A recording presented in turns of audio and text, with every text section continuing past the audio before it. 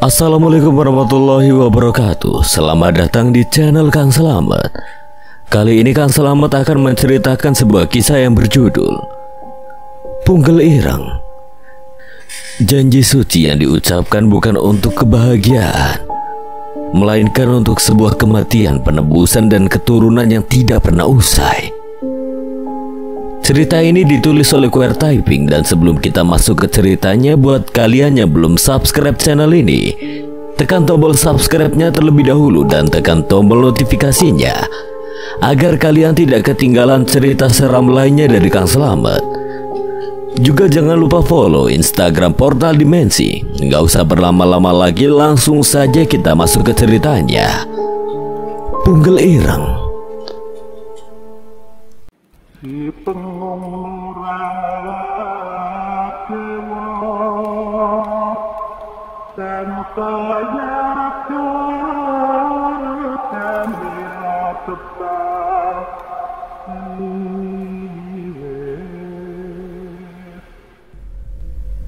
Pak Soma dengan cepat mengenakan pakaiannya setelah melihat cahaya mobil tua masuk ke halaman rumah. Tidak ada lagi pilihan untuk dia. Sudah cepat bersiap, saya tidak ingin membuang waktu. Setelah pekerjaan Mak selesai, silakan pergi dan bawa amplop itu. Pak Soma menunjukkan amplop tebal yang sudah tergeletak di atas meja. Dan ingat satu hal. Ia kemudian menatap tajam ke arah Mak Nur, kemudian tangannya bergerak ke arah leher Mak Nur yang sudah tua itu, kemudian mencekiknya. Menjaga rahasia. Wajah Mak Nur seketika merah sambil mengambil nafas setelah cekikan tangan Pak Soma dilepaskan, yang hampir membuatnya seketika mati berdiri. Mak Nur hanya menggelengkan kepalanya sambil melangkahkan kaki tuanya itu menuju sebuah kamar di mana Mang Tatang baru saja keluar sambil meneteskan keringat dan pakaiannya sudah kotor. Silakan, Mak. Sudah Tatang siapkan beserta ranjangnya. Di depan juga Taya sudah tiba. Tatang mau membantu dulu. Seharusnya Zulhamdi saat itu tidak menerima Soma bajingan. Manur mengeluarkan bedak putih, lipstik, dan beberapa alat lainnya dari dalam tas, termasuk bunga-bunga yang sudah ia bawa sesuai pesanan dari Pak Soma. Dari luar rumah dengan tembok kayu megah itu, kedua bola mata Mang Taya sedang memperhatikan sekitar rumah. Ketika pintu belakang mobil masih tertutup, wajahnya dengan sejuta kecemasan, apalagi ia baru saja muntah di dekat ban belakang mobil saking menahan rasa bau busuk sepanjang perjalanan. Taya, tegas Pak Soma. Mang Taya hanya mengangguk. Telapak kakinya sedang membersihkan bekas muntahan yang ia siramin dengan botol berisikan air. Di belakang, Pak. Maaf membuat Bapak menunggu lama. Pak Soma hanya tersenyum. Sudah tahu jalanan yang Taya tempuh bukanlah jarak yang pendek dan waktu yang singkat. Kemudian Pak Soma membisikkan sesuatu di dekat telinga Mang Taya. Tugas saya belum selesai malam ini, Pak. Tapi bisa kamu pastikan? Bisa, Pak, tentu bisa. Manur sudah di dalam, dia sudah siap bekerja. Galiannya juga sudah siap. Mang Tatang tergesa-gesa. Kepala Pak Soma hanya bergerak memberikan pertanda pada kakak beradik itu agar segera membuka pintu mobil. Setelah itu pastikan keadaan rumah aman dan kalian bersihkan semuanya. Pak Soma kembali membisikkan sesuatu ke arah telinga Mang Taya yang langsung dijawab oleh anggukan kepalanya. Karena perintah Pak Soma tidak mungkin ia bantah. Cahaya dari rembulan malam yang semakin terang mempertontonkan hal yang sedang dilakukan Pak Soma.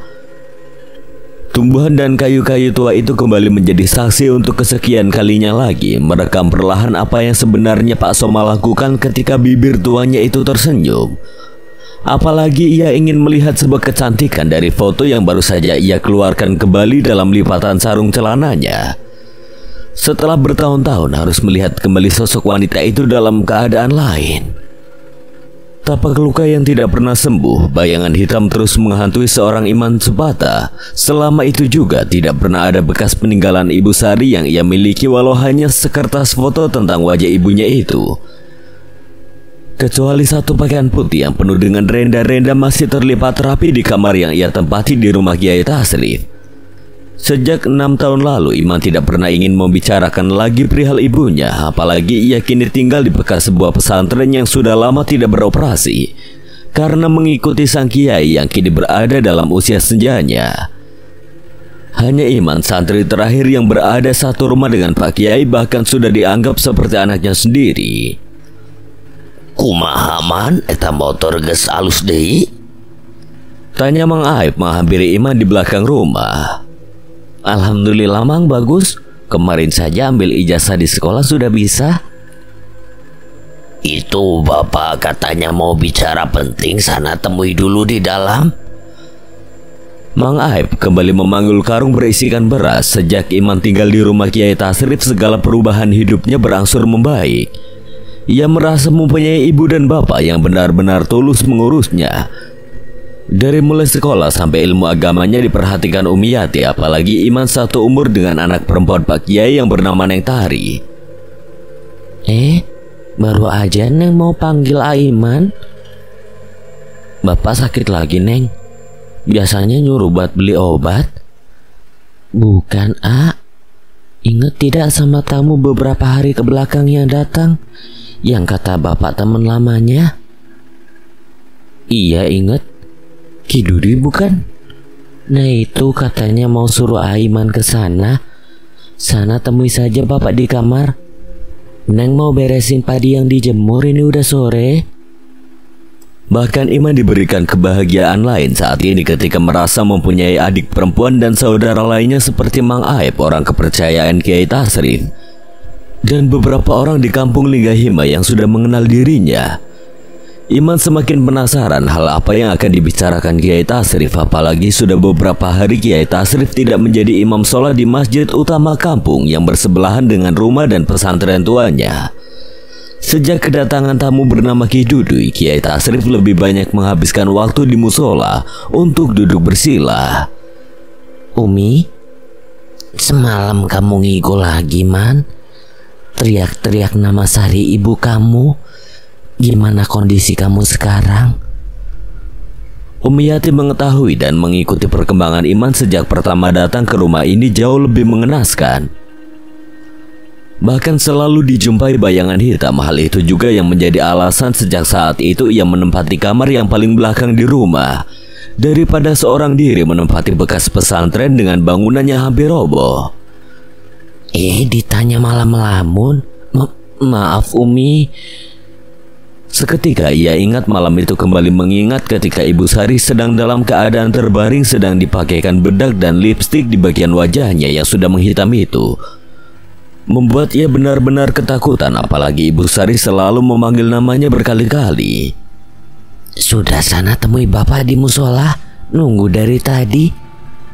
Umiyati kembali membersihkan sayuran yang akan ia masak. Sajadah lusuh itu sedang menerima duduk bersila seorang lelaki tua yang terus bertambah usia. Kondisinya sudah tidak sekuat dahulu dengan tulang-tulang dan keadaan tubuhnya bahkan beberapa kali mengalami sakit-sakitan. Namun tidak membatas bitua dalam jarinya itu berhenti bergerak dan hatinya terus mengucapkan zikir. Assalamualaikum, maaf bapak. Waalaikumsalam, masuk nak.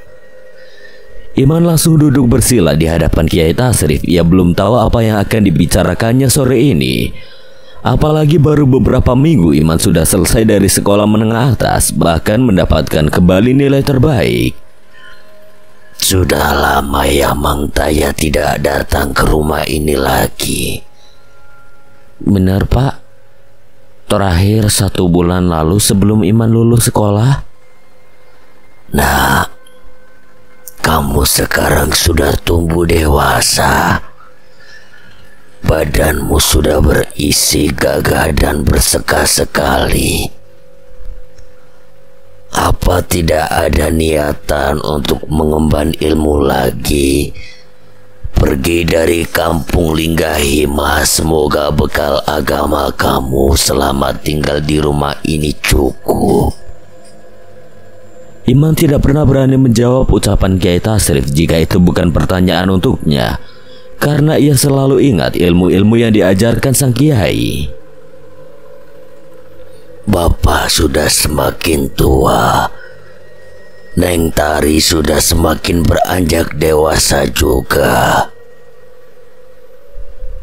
Bapak takut akan hal-hal yang tidak kita inginkan. Bukan Bapak tidak percaya sama kamu, tapi kamu berhak menentukan jalan hidupmu sendiri, nak.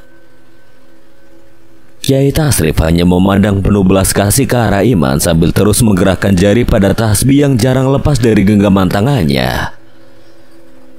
Nanti kamu pikirkan, nah ini tolong antarkan saja air minum ini ke alamat rumah cucunya Ki Duduy. Kiai Tasrif memberikan 3 botol berisikan air minum dan alamat lengkap yang bertuliskan nama Digjaya Adigunagama. Malam ini juga kamu antarkan, kasihan mereka. Kiai Tasrif tidak menjelaskan apapun, kemudian ia berdiri sambil mengelus rambut Iman. Iman langsung menahan beberapa pertanyaan yang ingin ia katakan pada Kiai Tasrif, namun ia lebih memilih berdiri dengan cepat. Karena sore sebelum maghrib ia harus melaksanakan beberapa tugas rutin di halaman belakang, termasuk menggiring ayam-ayam agar masuk ke dalam kandang dan membereskan wadah berisikan padi yang sudah Neng Tari bereskan sebelumnya. Neng, udah tidak apa-apa, biar aku saja yang bereskan sisanya. Itu tadi Umi udah panggil. Iman langsung memanggul beberapa karung padi yang sudah dijemur seharian. Neng Tari langsung tergesa-gesa membantu Umi Yatim memasak di dapur. Sementara Iman sudah lebih dari 10 kali balikan membawa karung-karung itu pada tempat semula. Sebentar lagi maghrib. Iman melihat jam yang menempel di teras belakang rumah yang dekat dengan kamarnya. Ia langsung mengambil bambu tipis yang biasa digunakan untuk menggiring ayam-ayam yang jumlahnya tidak sedikit, agar segera masuk ke dalam kandang. Ia tidak ingin kehabisan waktu karena ayam akan sulit dikendalikan ketika lewat waktu maghrib dan kejadian itu biasanya memakan waktu lebih lama. Suara yang keluar dari mulut Iman berhasil menggiring beberapa ayam dengan mudah masuk ke kandang mereka masing-masing, dibantu oleh bambu yang terus bergerak di tangannya. Rek dibantuan Moalman. Mang Aib sudah memakai baju koko putih dan kopiah menempel di kepalanya akan berjalan ke arah pesantren untuk menyalakan lampu. Tegeda Mang, iya sakedik deui da. Mang Aib hanya tersenyum dan masih belum percaya pada anak yang bernasib malang itu akhirnya tumbuh dengan dewasa. Walau ia sudah mengetahui tentang iman dari Kiai Tasrif dan mempunyai hak untuk menjaganya. Kandang ayam yang berada tepat di bawah pohon rambutan tanpa buah itu semakin terlihat gelap ketika cahaya keemasan yang hadir dari arah timur perlahan akan pamit. Tidak biasanya ayam berkokok. Iman terus memperhatikan satu anak ayam yang ketinggalan dari induknya berada di belakang pohon rambutan. Kini semua ayam yang berada di dalam kandang bersuara lebih kencang, walau seketika suara itu hilang secara bersamaan. Aneh. Iman berdiri mematung memperhatikan ke arah kandang, kemudian ke arah anak ayam yang masih berdiam di dekat pohon rambutan. Ayo sini. Iman berjalan mendekat, mencoba tidak memperdulikan suara ayam yang kini serentak diam. Bahkan tidak terdengar suara bergerak sedikit pun dari dalam kandangnya. Iman yang bukan kali pertama kesulitan memasukkan ayam ketika sore, sudah memahami bahwa anak ayam itu tidak akan bergerak lagi. Tinggal ia ambil terlebih gelap malam sudah perlahan tiba dan ayam itu memiliki rabun senja. Mata Iman terus tertuju pada anak ayam. Tubuhnya perlahan berjongkok hingga tangannya sudah sangat dekat dan langsung mendekapnya. Dasar menyulitkan. Ini udah mau maghrib juga. Belum sempat Iman berdiri, kini ia melihat bayangan di depan matanya. Bukan Mang Aib. Bersamaan dengan bulu pundaknya seketika berdiri, bayangan tubuh yang sedang berdiri di belakang Iman lebih kepada mirip perempuan. Namun dengan rambut yang terurai panjang tanpa mengenakan hijab membuat Iman perlahan menggerakkan kepalanya untuk melihat ke belakang, untuk memastikan wujud dari bayangan yang terus mendekat ke arah tubuhnya. Astagfirullah. Man, ini ibu. Tubuh Iman yang sudah duduk di atas tanah terus berusaha menjauh dari wujud perempuan dengan wajah hitam menjijikan, dengan darah merah yang keluar dari setiap lubang di wajahnya. Ayo ikut. Mata Iman melotot tanpa berkedip. Nafasnya sudah tidak tenang ketika sosok yang menyerupai Ibu Sari terus mendekat ke arahnya. Tiba-tiba tubuh Iman ada yang menyeret hingga terkapar di atas tanah. Mulutnya bak terkunci, tidak dapat berucap apapun apalagi untuk berteriak kencang. Kepala Ibu Sari perlahan menunduk pada tubuh Iman yang sudah panik namun sama sekali tidak bisa bergerak. Semakin jelas Iman melihat wajah hitam Ibu Sari yang terus meneteskan darah hingga mengenai baju yang Iman kenakan. Iman, astagfirullah. Kenapa, Man? Mang Aib langsung membangunkan tubuh Iman yang sedang terkapar di atas tanah. Mang, istighfar, Man, ada apa ini? Iman hanya menggelengkan kepalanya. Nafasnya masih ngos-ngosan tidak beraturan. Kamu terseret dari sana. Mang Aib merasakan sebuah kejanggalan ketika melihat bekas tanah seretan tubuh Iman dan melihat satu anak ayam yang sama sekali tidak bergerak. Iya, Bang. Iman ditemui Ibu Sari lagi. Iman ketakutan. Masih tergambar jelas wajah Ibu Sari yang hitam penuh dengan darah, apalagi rambutnya yang berantakan. Cepat bangun, Man. Mang Aib menarik paksa tubuh Iman sambil tangan sebelahnya membawa anak ayam, kemudian memasukkannya ke dalam kandang. Mang Aib langsung berjalan tergesa-gesa ke arah masjid di samping pesantren karena waktu azan harus segera dikumandangkan. Sementara Iman masih melihat ke arah pohon rambutan, suara ayam berkokok tiba-tiba terdengar jauh lebih berisik dari dalam kandang, membuat Iman kembali melihat ke arahnya. Masih ada ibu. Iman ketakutan. Tubuh Ibu Sari masih berdiri kemudian tersenyum ke arah Iman dan tangannya melambai berkali-kali. Pakaian pengantin itu. Iman mengenal sekali pakaiannya menempel pada sosok Ibu Sari. Beberapa jamaah masjid satu persatu bersalaman dengan Kiai Tasrif setelah mengumumkan bahwa ada pengajian malam ini di salah satu kampung yang tidak terlalu jauh dari kampung Linggahima. Kiai Tasrif mengajak untuk warga datang, begitu juga dengan Iman yang hanya menganggukkan kepalanya. Kemarin subuh kamu telat sholatnya, Nak. Sekarang juga maghriban kamu telat, ada kejadian lagi yang kamu lihat. Mang Aib yang menganggukkan kepalanya ketika duduk bersebelahan dengan Iman. Antarkan saja pesanan Bapak ya ke rumah itu. Setelah itu pulang. Mang Aib berjaga di rumah juga. Bapak langsung pergi sekarang ba'da isya di tempat pengajian. Kiai Tasrif tersenyum, berusaha menyembunyikan rasa gelisah yang sudah menimpa Iman. Iman dengan cepat menyusul langkah Kiai Tasrif karena sesuatu hal yang mengganjal pikirannya saat ini, apalagi pembicaraan sore itu dengan Kiai. Maaf, apa semuanya belum selesai ini, Pak? Untuk kesekian kalinya lagi penampakan sosok Ibu Sari kembali menghantui Iman. Seketika pikiran Kiai Tasrif membawanya pada kejadian 6 tahun lalu di satu malam. Ia hanya menatap Iman mempertimbangkan segala hal yang akan ia ucapkan. Zikir yang Bapak berikan lantunkan kembali. Jika sudah waktunya semua akan datang dan kamu ketahui semuanya, Man. Baginya semua mungkin, hati-hati di perjalanan. Salamkan, ucapkan salam dari Bapak pada Ki Duduinya. Bilang juga Bapak nunggu di rumah.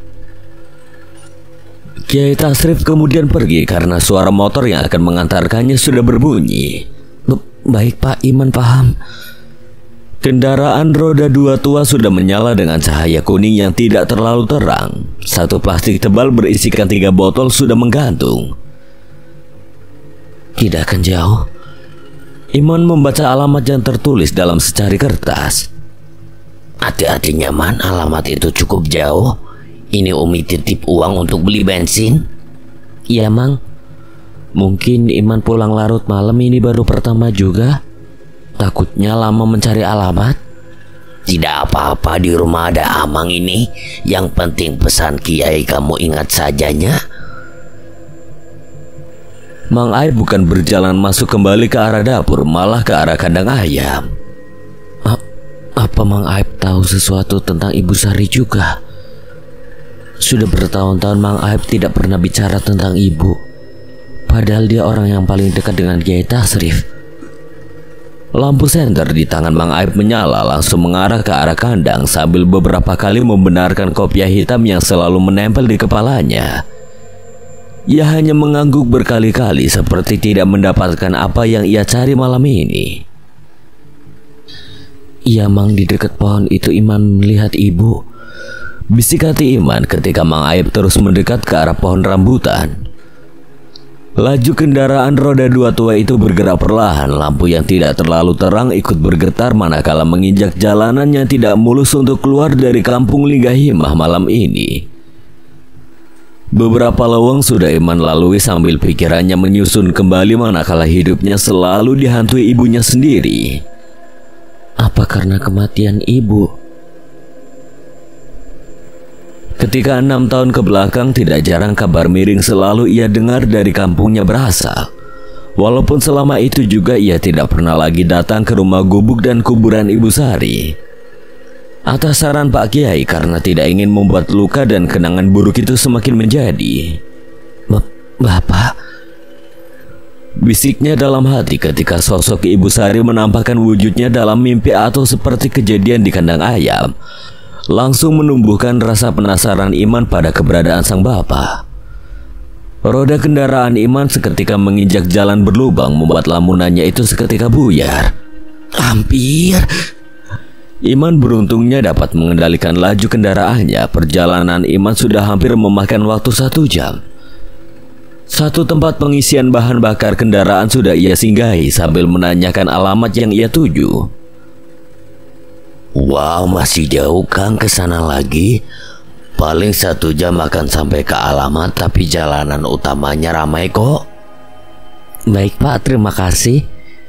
Iman mengeluarkan handphone zaman dulunya dan mengetik dengan perlahan.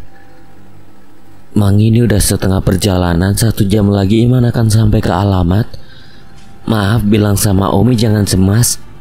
Iman baik-baik saja dan akan pulang mungkin larut malam. Pesan pada Mang Aib segera Iman kirim untuk membuat keluarganya itu merasa tenang. Sudah beberapa kali Iman berhenti untuk memastikan tujuannya tersebut tidak salah jalan. Beberapa warung juga sudah menjadi tujuan Iman menanyakan alamat dan beruntungnya jalur yang Iman lalui tidak salah sama sekali. Di depan.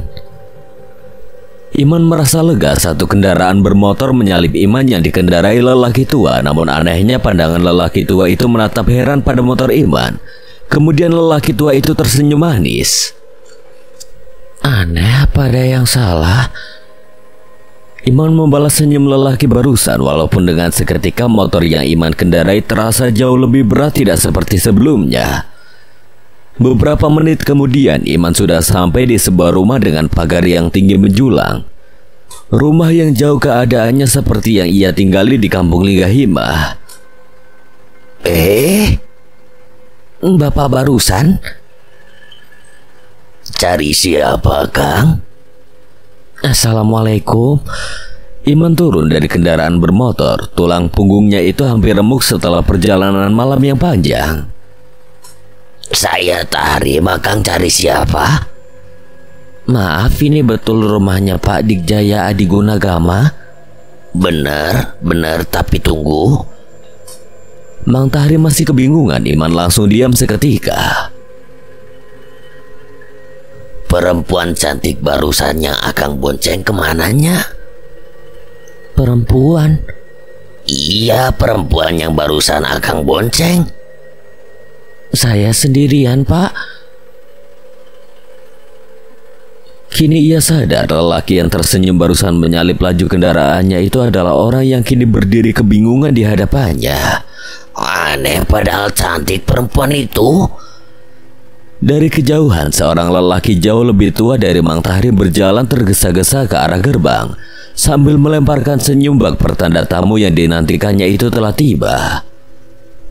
Iman Supata dari kampung Linggahima, Kiai Tasrif Linggahima. Betul ini Ki Dudui? Iman merasa lega ketika lelaki tua itu menyebut nama Kiai dengan lengkap. Ayo masuk, kasihan sudah perjalanan jauh. Ini Ki, Iman hanya disuruh untuk mengantarkan ini untuk Pak Dijaya Adigunagama saja. Dan ada salam dari Kiai Tasrif untuk Ki Dudui. Beliau menunggu kedatangan Aki di rumah. Waalaikumsalam. Mungkin nanti cucu saya yang akan datang lebih dahulu sebagai ucapan terima kasih. Bilang pada Kiai Tasrif terima kasih banyak atas segalanya. Semoga beliau berangsur sehat. Jadi Iman mau langsung pulang saja. Ki Dudui mengelus kepala Iman, walaupun anehnya Iman merasakan sekujur tubuhnya berubah menjadi dingin. Kemudian beberapa lembar uang dimasukkan Ki Dudui ke dalam saku celana Iman. Tangan Iman langsung ditahan oleh Ki Dudui saat akan mengeluarkan selembaran uang dalam sakunya. Namun pandangan Iman seketika kaget melihat ke arah pintu rumah yang berada cukup jauh itu. Ia melihat seseorang dengan perawakan tegap, namun memiliki rambut yang teramat gondrong. Pandangan dingin lelaki tersebut bahkan mampu membuat Iman salah untuk bertingkah. Hati-hatinya, semoga masalah yang sedang menimpa kamu cepat selesai dan luka dalam hati kamu segera sembuh. Ki Dudui kemudian membawa tas plastik berisikan 3 botol itu ke arah rumah. Iman kembali mematung begitu kaget dengan Ki Dudui yang tiba-tiba mengetahui masalah luka yang terus menghantui dirinya. Bahkan merasa aneh ketika melihat lelaki gondrong itu tiba-tiba tertunduk di hadapan Ki Dudui. Mungkin tadi saya salah lihat perempuan cantik itu. Tiba-tiba terbayang wajah hitam aneh. Ucapan Mang Tahrim membuyarkan lamunan Iman. Waktu berjalan dengan cepat. Pertemuannya dengan Ki Dudui pertama kali sontak membuat Iman merasa tenang. Apalagi ucapan doa Ki Dudui terus terngiang dalam pikirannya. Sepanjang perjalanan pulang dini hari ini, rasa pegal dalam tubuh seketika hilang. Pikiran dalam kepalanya seketika dingin ketika mengingat wajah Ki Dudui yang hampir tidak berbeda jauh secara usia dengan Kiai Tasrif. Apalagi jalanan menuju kampung Linggahima sangat sepi, hanya kendaraan roda 2 tua yang Iman kendarai saja yang melintasi jalan dengan perlahan. Kampung Linggahima malam ini benar-benar sepi dan sunyi. Beberapa pos ronda seperti tidak berpenghuni sama sekali ketika Iman lalui sebelum sampai ke rumahnya. Tumben Mang Aib tidur di luar, ucap Iman ketika ia mencabut kunci motor di halaman belakang rumah, mendapati Mang Aib sudah berselimutkan sarung. Namun ada beberapa karung beras dan plastik berisikan makanan dan 1 amplop cukup tebal. Apa Mang Taye berkunjung? Tidak biasanya malam sekali. Iman sudah hafal betul setiap kedatangannya bertamu ke rumah Kiai Tasrif pasti Mang Taye membawa barang sebanyak itu. Walaupun besok harinya pasti Kiai Tasrif membagikannya pada warga kampung, termasuk amplop tersebut. Dan tidak pernah ada obrolan dengan dirinya kecuali pada Kiai Tasrif, dan selama 6 tahun juga Kiai Tasrif tidak pernah berbicara soal Mang Taye kepada Iman. Sudah, jangan diganggu, kasihan tidurnya lelap. Iman kemudian membuka pintu dapur dan tidak melihat sandal yang biasa digunakan Kiai Tasrif. Belum pulang seperti biasanya, pasti waktu dini hari. Kasihan bapak belum sembuh total. Iman langsung berjalan ke arah kamarnya dan berencana memberikan uang pemberian Ki Dudui nanti pagi kepada Umiyati. Pintu kamar Iman buka dengan perlahan, namun pandangan matanya seketika kaget melihat dua jendela kamarnya terbuka, beberapa kali bergerak terkena hembusan angin, hingga ia tidak langsung menyalakan lampu karena cahaya lampu dari luar mampu sedikit memberikan penerangan pada kamarnya. Dengan keringat yang sudah sedari tadi menempel di tubuh Iman, ia segera membuka jaket dan baju yang ia kenakan agar terkena hembusan angin yang perlahan berubah menjadi kencang. Tiba-tiba anginnya sekarang kencang. Iman mematung berdiri di depan cermin hingga melihat bekas luka yang panjang di punggungnya tidak pernah hilang. Luka dalam hati kamu segera sembuh. Perkataan Ki Dudui terus Iman ingat sambil memperhatikan luka di punggung yang terus mengikuti perkembangan usianya beserta ucapan Kiai Tasrif sebelum ia pergi barusan. Apa luka ini juga pertanda dan berkaitan dengan kematian ibu juga keberadaan bapak? Iman terus menatap ke arah cermin, namun tatapannya itu bukan hanya melihat lukanya saja. Ia seperti mendapati hal lain yang sudah duduk di ranjang yang tidak terkena sorotan cahaya dari luar. Suara benda yang bergesekan dengan lantai keramik kamar seketika Iman dengar dengan jelas sambil matanya memastikan apa yang sekarang ia lihat.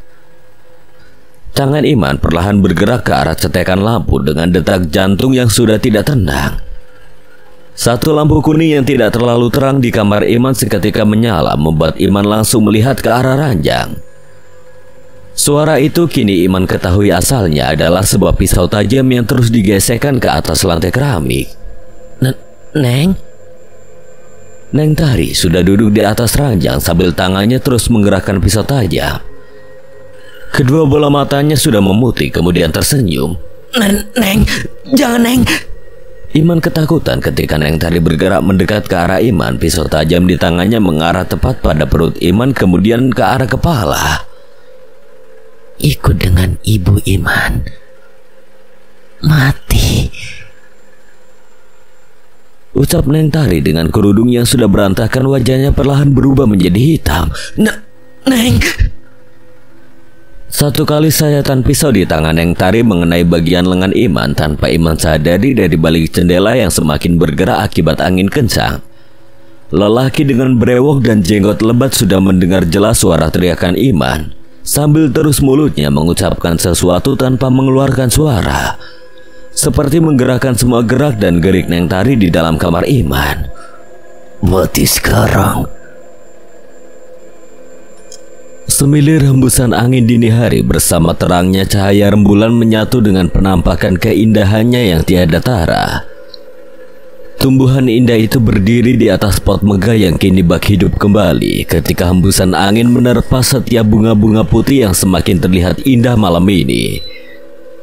Ditatap oleh lelaki gagah bertubuh kekar, dengan kaos polos putih tipis menutupi setiap otot di tubuhnya, berdiri di depan rumah yang sangat nyaman. Mungkin sebentar lagi Taya sampai, Pak.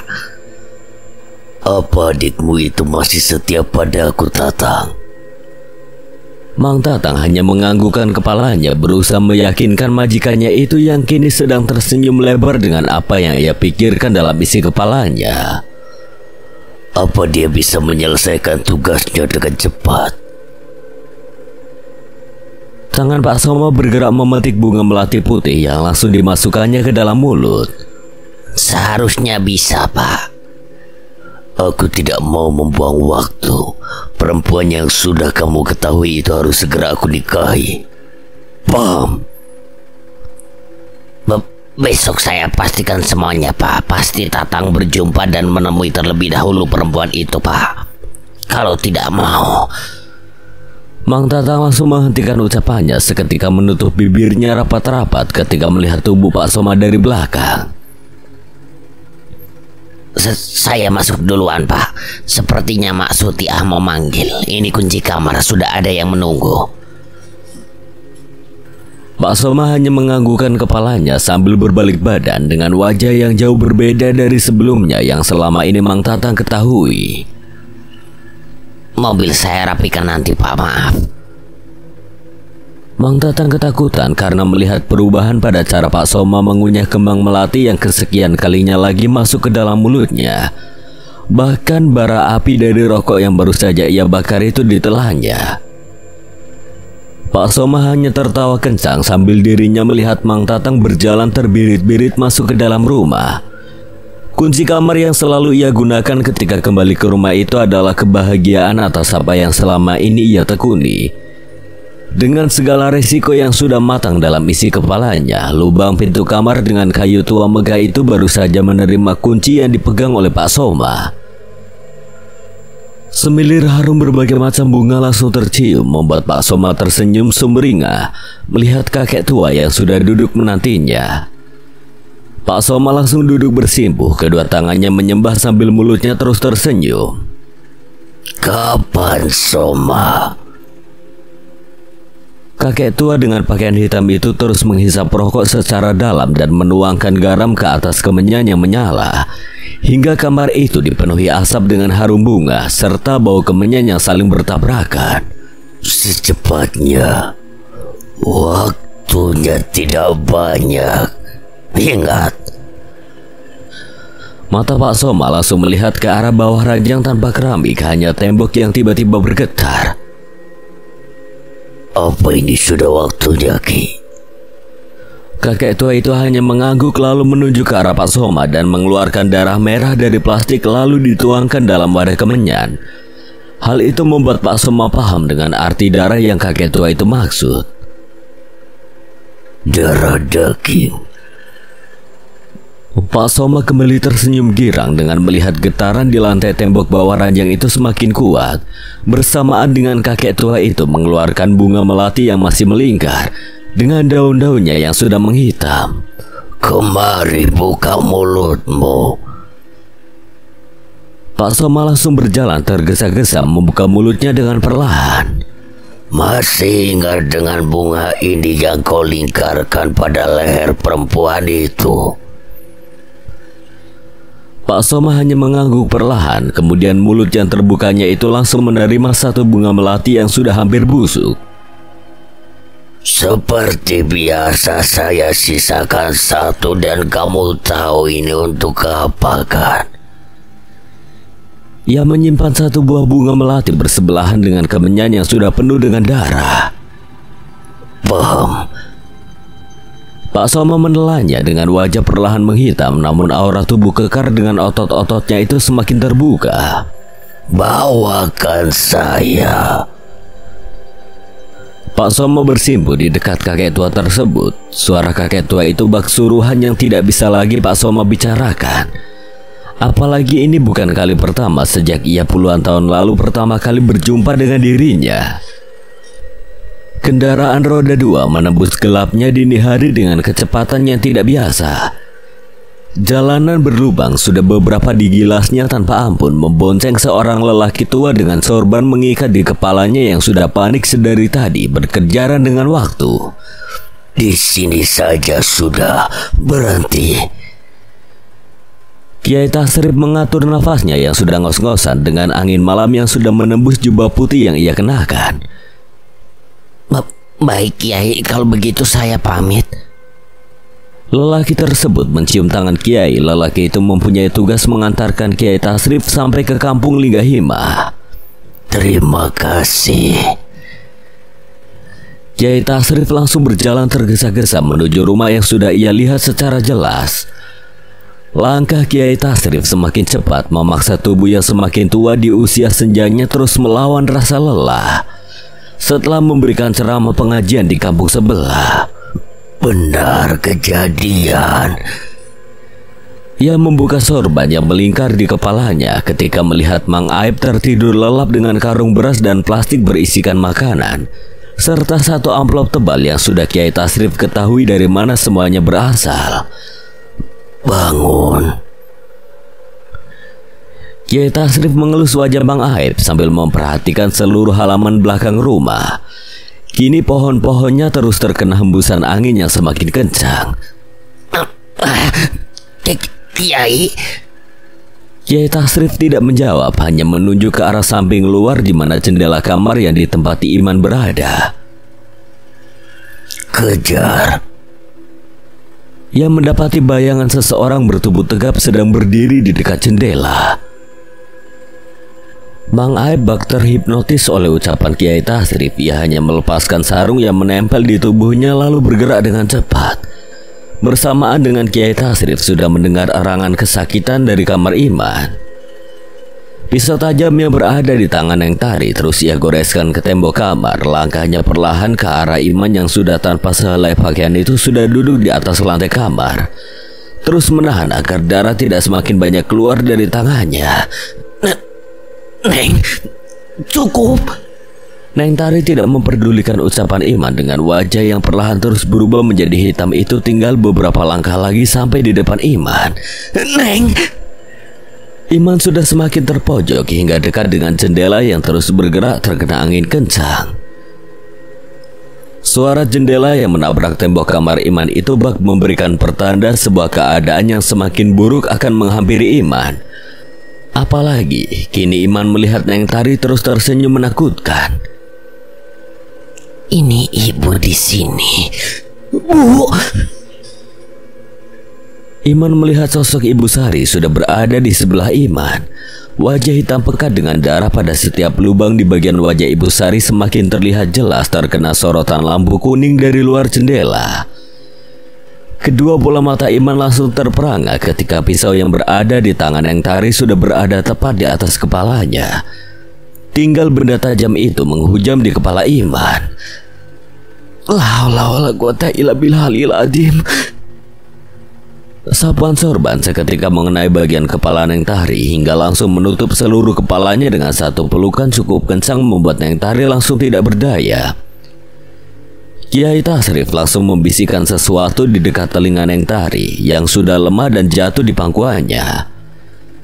Ketika pisau tajam itu dengan sendirinya terjatuh di atas lantai keramik, langsung Iman tendang mengenakan kakinya yang sudah bergetar penuh ketakutan. Hampir.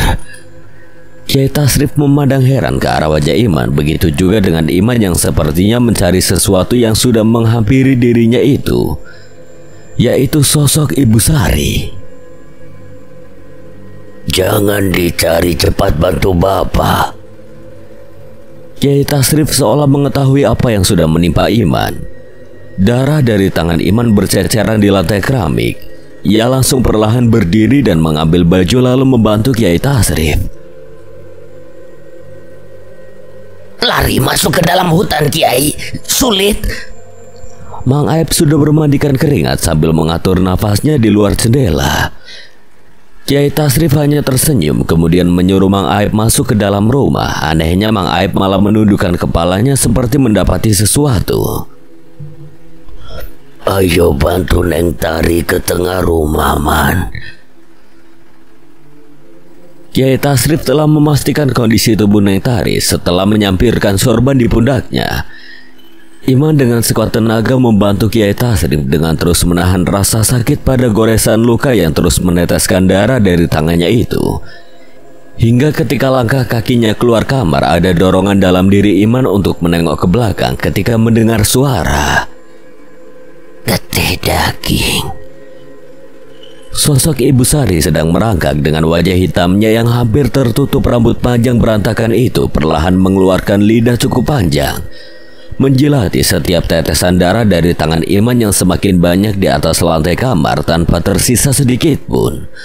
Jangan menengok ke belakang, Iman. Istighfar. Ucapan Kiai Tasrif langsung membuyarkan pandangan Iman yang semakin ketakutan, hampir mengalahkan rasa sakit pada lukanya. Suara teriakan Kiai Tasrif yang sudah hampir kehabisan tenaga itu tidak membuat Umi Yati keluar dari kamar. Dan hal itu tidak biasanya Umi lakukan, apalagi ia sudah terbiasa tidak tidur sebelum Kiai Tasrif berada di rumahnya. Tunggu, ada yang bahaya ini, Man. Kiai Tasrif memaksakan tubuh lelahnya itu berjalan ke arah kamar, meninggalkan Neng Tari yang sudah terbaring dengan mata yang sudah terpejam lelap. Sementara wajahnya masih menyisakan lebam hitam. Ibu semenjak meninggal kenapa selalu menghantui aku? Hati Iman semakin penuh dengan pertanyaan yang bersamaan tumbuh rasa penasaran. Selalu ada kata mati dan ajakan untuk ikut dengannya. Ada apa ini sebenarnya? Iman merasa kini benar-benar ketakutan, manakala rasa perih pada luka itu semakin terasa aneh. Umiyati baru saja keluar dari kamarnya sambil membenarkan kerudung. Ia tidak percaya ketika melihat Neng Tari sudah terbaring. Demi Allah, Umi tiba-tiba ngantuk dan lupa dengan apapun barusan, Bah.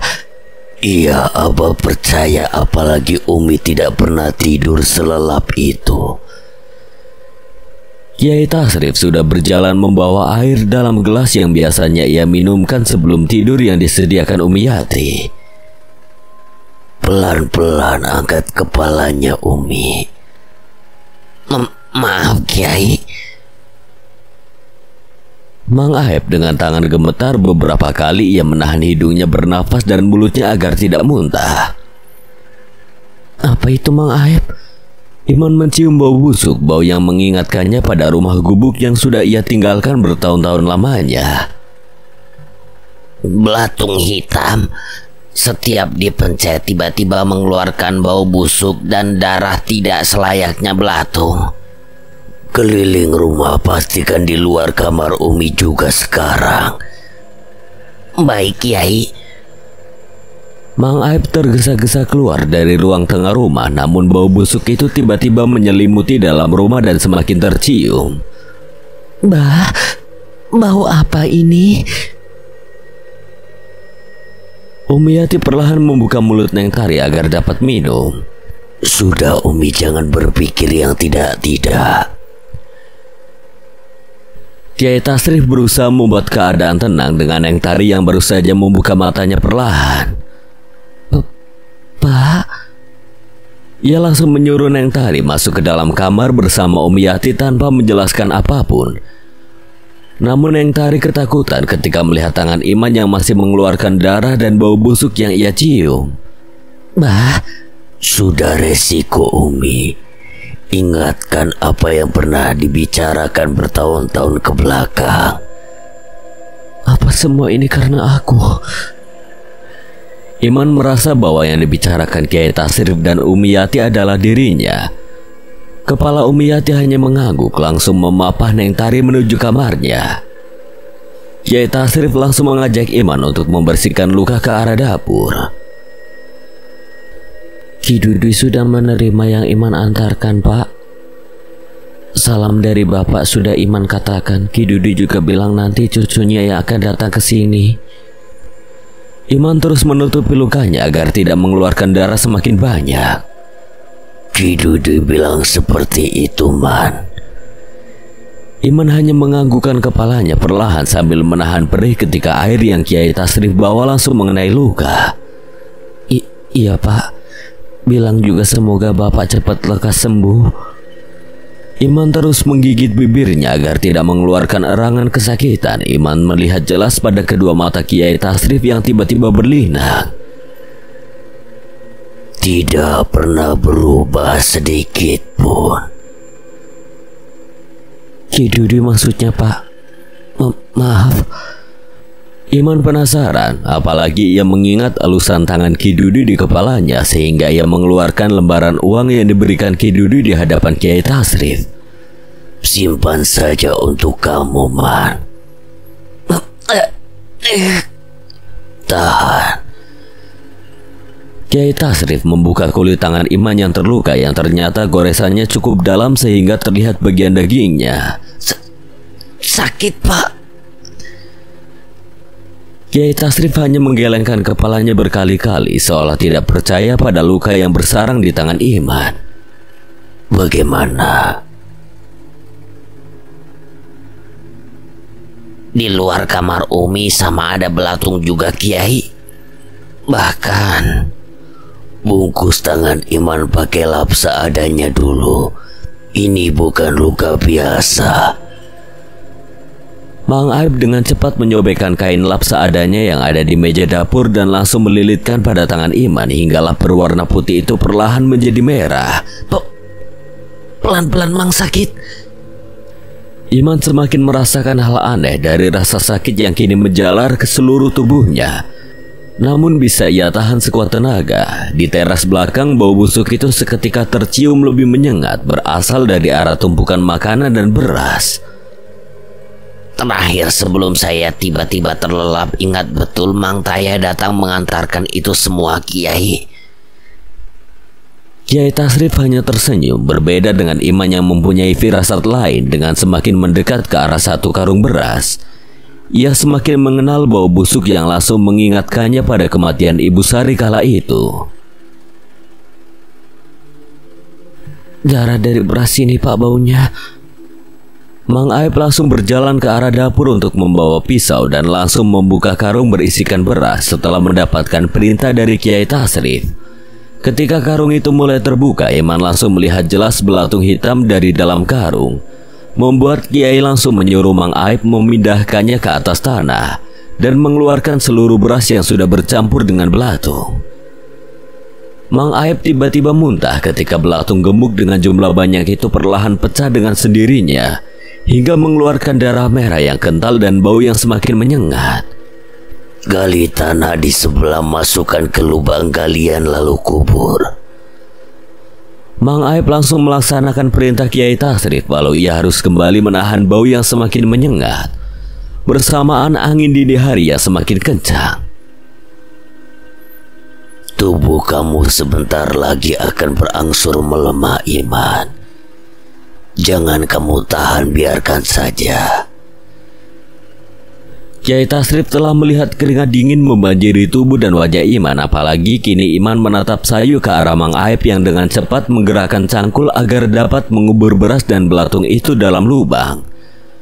Belatung hitam yang sesekali Iman lihat itu semakin banyak mengeluarkan darah dengan pandangan matanya yang semakin membuyar. Tubuhnya sudah tidak dapat Iman kendalikan. Yang ia rasakan terakhir kali adalah harum dari arah sorban Kiai Tasrif dan sorban itu mengenai wajahnya. Punggel ireng, tanda-tandanya semakin jelas. Dan apa yang mereka inginkan kita sudah pahami, Aib.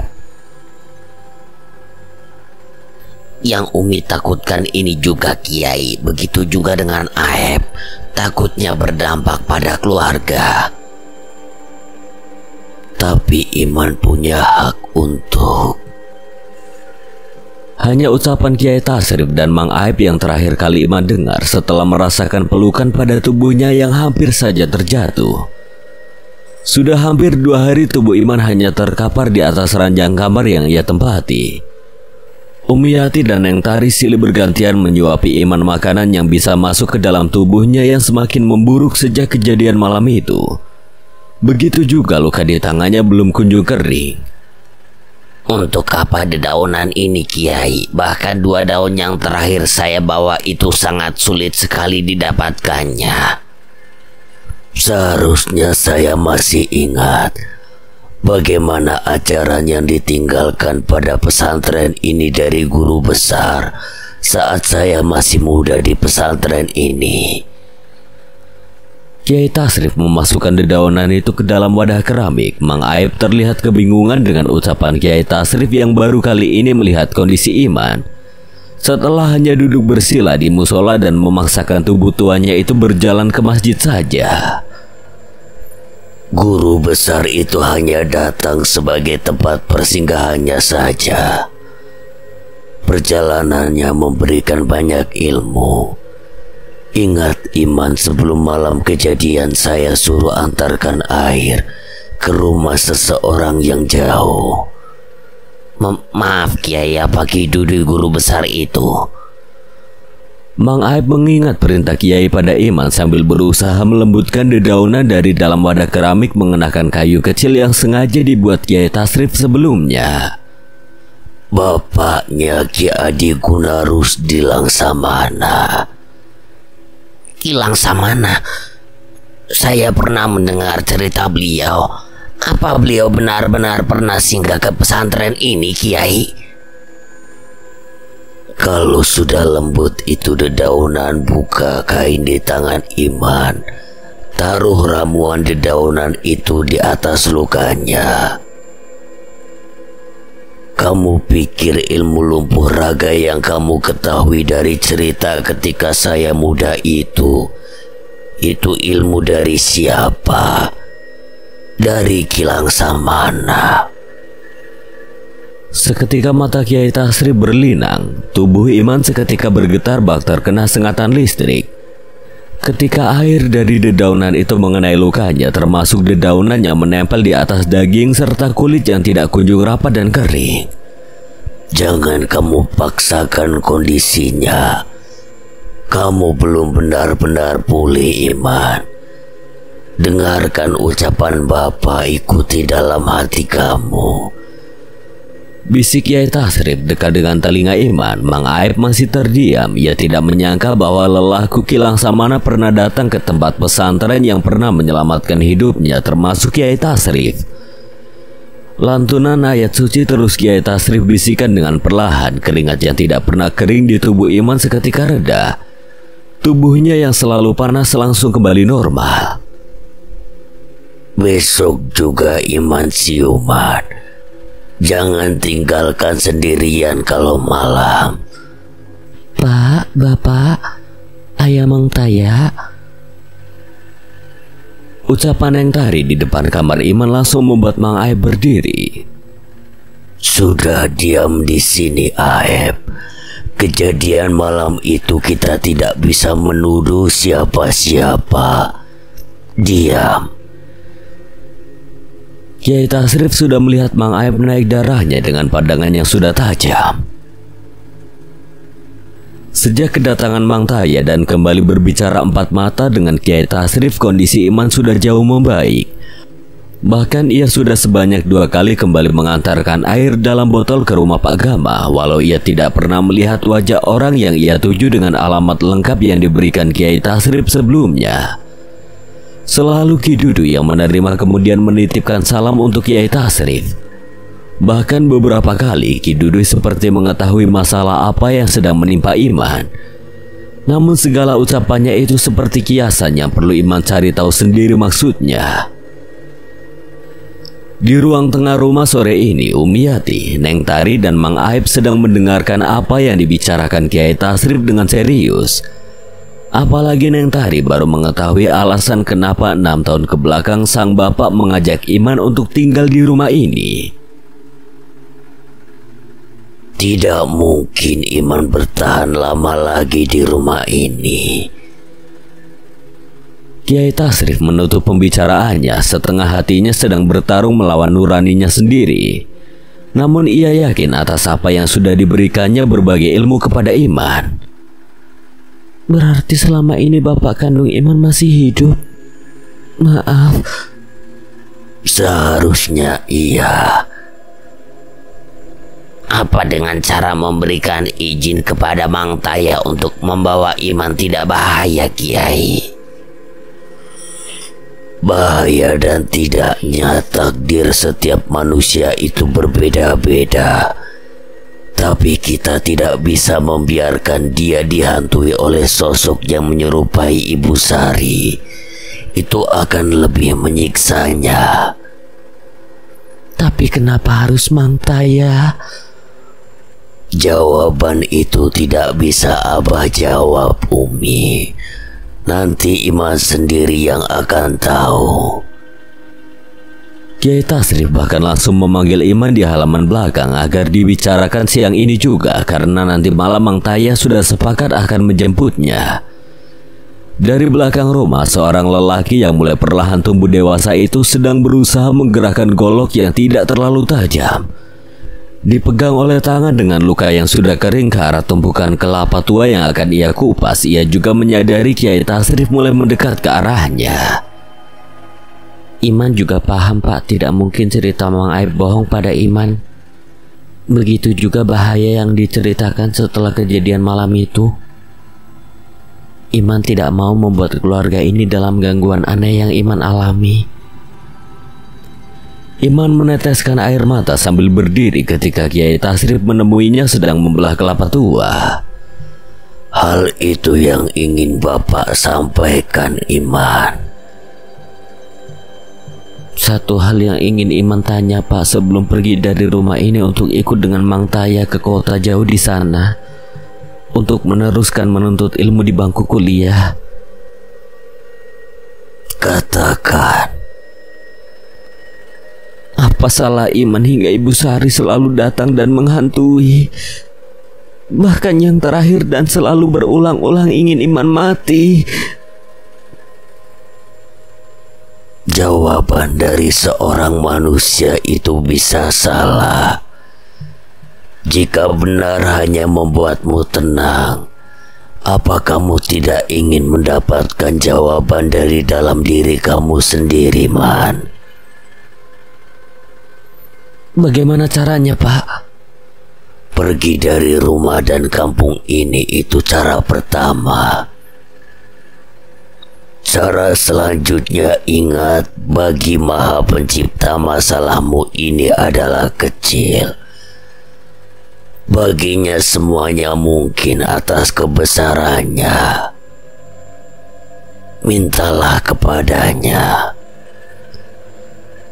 Terik sinar matahari menuju sore dengan sinarnya yang masuk ke celah dedaunan, di mana Iman dan Kiai Tasrif sedang berdiri itu bak menjadi saksi. Angin yang menerpa tubuh Iman penuh dengan keringat itu tidak membuatnya merasa nyaman, namun menumbuhkan rasa penasaran dalam dirinya yang semakin bergejolak. Ikuti ini, pakai ini. Kiai Tasrif menunjuk ke arah hati dan kepala Iman. Malam ini juga Mang Taya akan menjemput, Man. Bersiaplah kalau sore ini kelapa itu sudah selesai. Derai air mata tidak kuasa lagi Iman tahan. Pegangan pada golok yang tidak terlalu tajam itu ia pegang sekuat tenaga. Ia sudah tidak mengetahui lagi siapa yang harus disalahkan ketika hidup dan pilihan kembali menerpa dirinya. Namun dari sisi lain, kejadian beberapa malam itu tidak mau terulang. Apalagi menimpa keluarga yang sudah menerima dirinya hingga 6 tahun lamanya.